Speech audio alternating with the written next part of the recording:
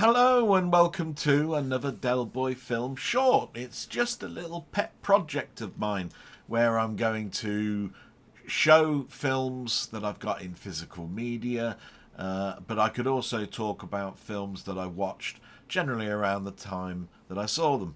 Now, I'm going to keep it in the same format. I'll do a little bit of an unboxing, show you what my collector's database says about the film or TV that this subject is about, and hopefully a clip or trailer, and then I'll round it all off. So you sort of know what this one is all about from the thumbnail. So I'll go to the overhead cam and you can see the box that it came in. So this is the apartment, and it's the new Arrow release, which is 4K. It's really nice, comes in a slip cover, but we'll take that out in a moment. That's the side, and there's the back, which I'll try and put into focus so that you can take a grab of that and read it at your leisure. There is quite a lot of extras with this one, so I think it's probably quite a large Blu-ray disc, probably a BD100. But there's the case, which has got the same artwork.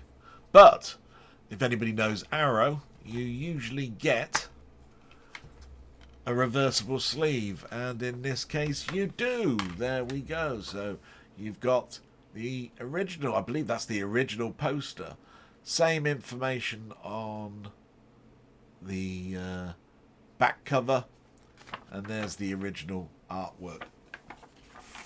It looks like we've got some more stuff though here, so I'll just put this back, as you can see, because you've got the disc, which is a picture, and it's a single disc. I'm pretty sure it's a BD100. You usually can tell by the ring. And I'm just looking, but I might be out of my eyesight's not going to be good enough for that. So we'll look that up, or I might mention that in the notes at the end. But look at this. We've got a booklet and an advertisement flyer. Just a single piece of card with Wild Style written on it. But here's the booklet, and I love these booklets. They do give you insights on the film, and there you are. You can see the contents all there. It looks like there's a lot. And it goes into the cast and the crew, and you get some stills, a lot of information. I won't show it to you all, because if you do buy it, I think it's worth you looking at it yourself.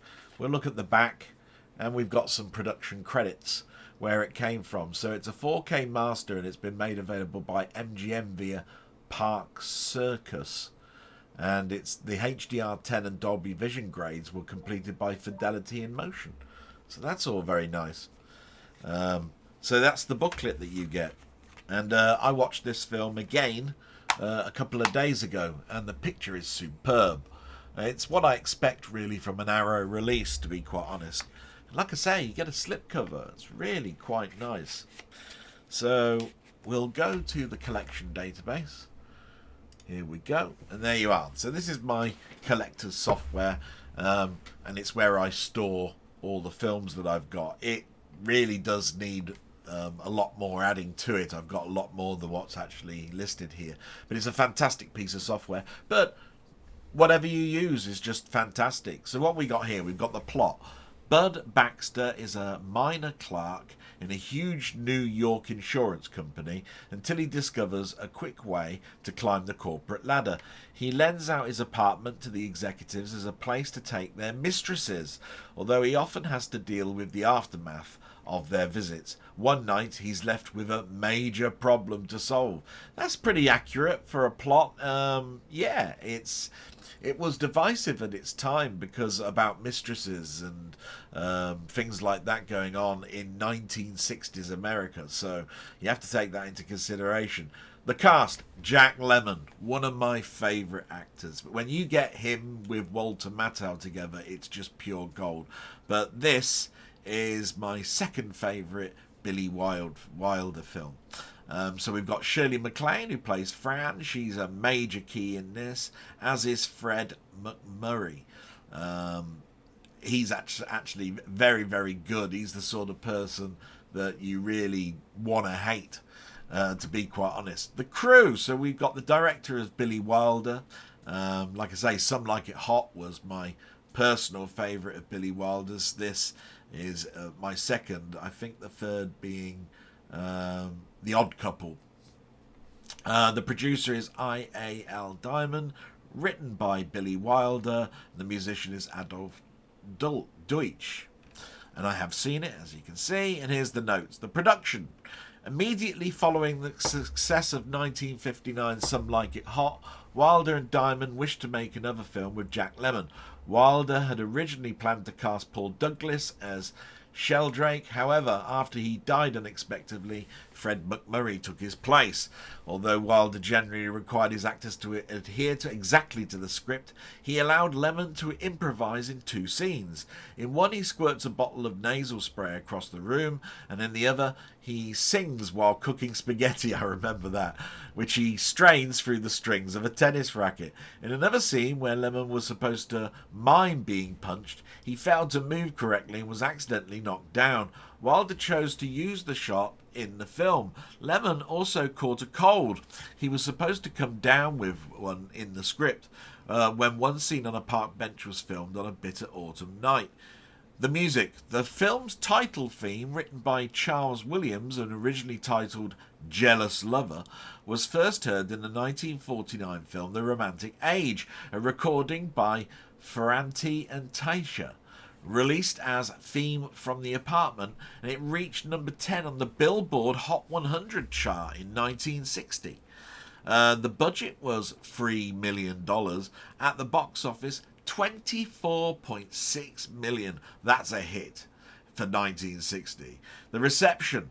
The film made double its $3 million budget at the US and Canadian box office in 1960. Critics were split on The Apartment, though. Time and Newsweek praised it, as did the New York Times film critic Bosley Crowther, who called the film gleeful, tender, and even sentimental, and Wilder's direction ingenious. Esquire critic Dwight MacDonald gave the film a poor rating, calling it a parodyum of corny of avant-gardism. Oh, God. Others took issue with the film's controversial depictions of infidelity and adultery, with critic Hollis Albert of the Saturday Review dismissing it as a dirty fairy tale. Yeah, just remember, this is about infidelity, mistresses, all of that, while working in a city and the wife is at home cooking and looking after the kids. It really is a touchy subject, but this is a comedy film. Culture. Within a few years after The Apartment's release, the routine use of black and white film in Hollywood ended. Since The Apartment, only 2 black and white movies have won the Academy Award for Best Picture. That's Schindler's List in 1993 and The Artist in 2011. Oppenheimer, which was just last year, was in partial black and white. So in 1994, The Apartment was deemed culturally historical or aesthetically significant by the United States Library of Congress and selected the preservation in the National Film Registry. In 2002, a poll of film directors conducted by Sight and Sound magazine listed the film as the 14th greatest film of all time, tied with The Dolce Vita. In 2012 poll by the same magazine, directors voted the film the 44th greatest of all time. This is a good film. But I'll do my closing comments at the end. Right now, I'm going to take you to the trailer, and hopefully it stays in. So here we go, and I'll be back shortly.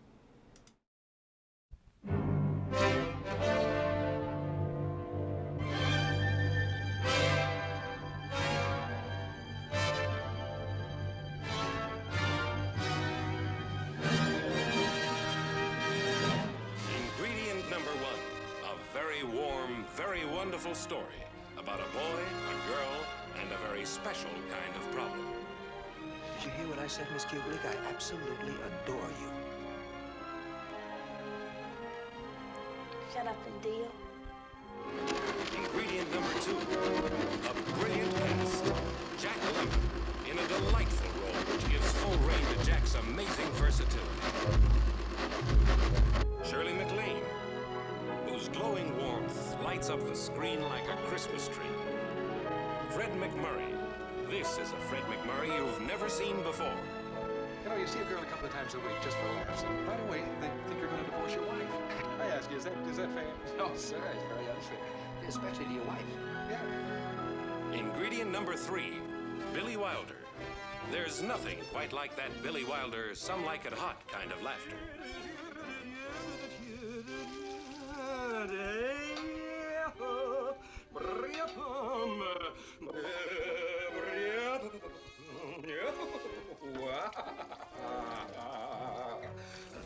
Are we dressing for dinner?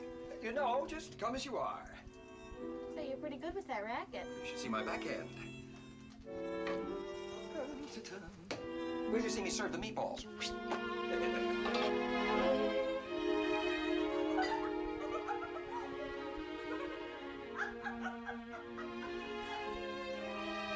Mildred, he's at it again.